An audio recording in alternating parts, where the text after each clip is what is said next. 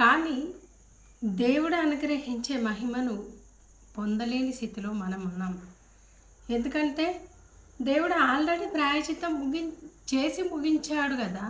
ఆ ముగించినటువంటి అంశాన్ని నీవు నేను అంగీకరించాలి. ఎందరైతే క్రీస్తును అంగీకరిస్తారో వాళ్ళందరూ దేవుని కుమారులను పడతారని దేవుని వాక్యం సెలవిస్తుంది.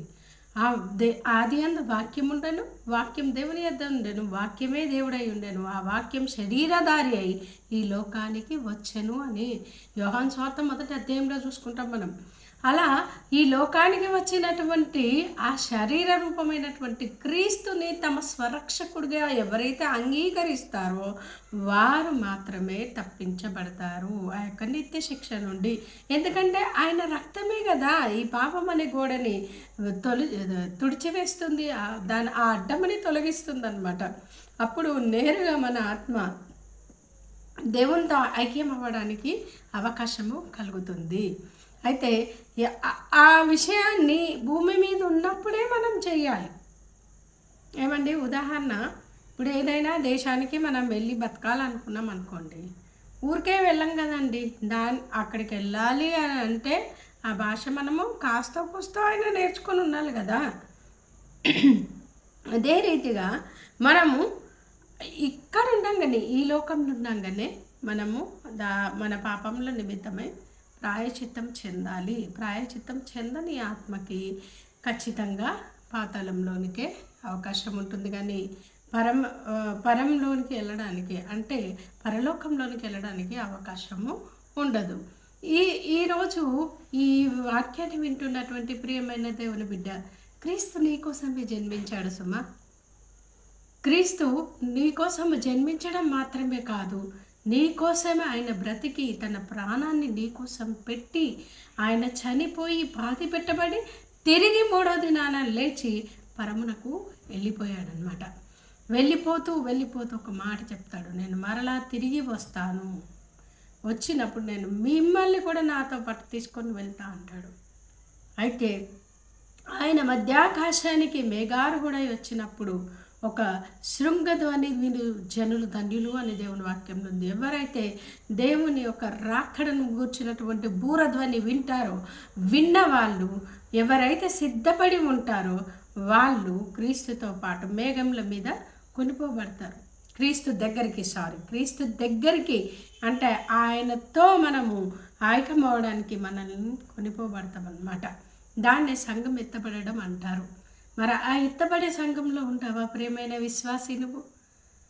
ఒకవేళ ఈ వాక్యం వింటున్నటువంటి ప్రియమైన దేవుని బిడ్డ, ఇప్పటివరకు నువ్వు ఒకవేళ ప్రభుని ఎరగని మనిషివై ఉండొచ్చు, నాకు తెలియదు.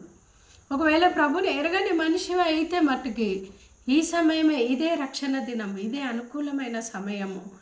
నువ్వు ఇంకా దాన్ని వాయిదా వేయొద్దు. ఎందుకంటే రేపని ఎల్లుండని మనం వాయిదా వేస్తే ఏ సమయాన మన సమయం ముగుస్తుందో మనకు తెలియదు కదా. మరణానికి మర్యాద లేదు ప్రియమైన దేవుని బిడ్డ. అది చిన్న అని పెద్ద అని చూడదు, మంచివాడు చెడ్డవాడని చూడదు.